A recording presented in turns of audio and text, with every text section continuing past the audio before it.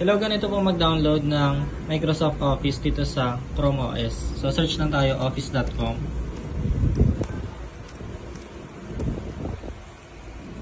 Ayan. Then, click sign in. Kung may Microsoft account ka na, ilagay mo na lang dyan yung email mo. And kung wala pa, mag-create tayo ng bago.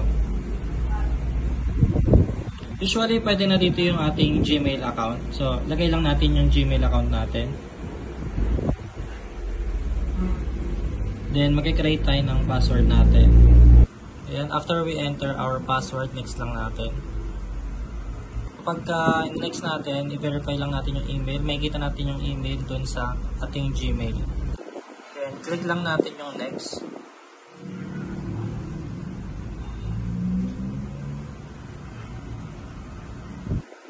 May verification process pa pala sila.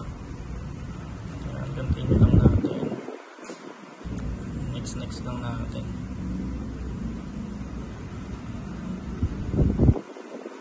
So, punta tayo dito sa may 3 dots. Punta tayo sa more tools. Punta tayo sa create shortcut. And, again, check natin itong open as new window. Create. Ayan.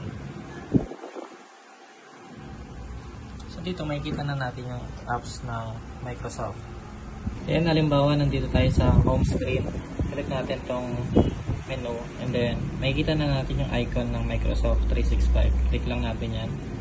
And magre-redirect tayo dito sa site ng Microsoft Office. And dyan, pwede na tayo gumawa ng Microsoft Word. And create lang tayo, blank document, Excel, PowerPoint.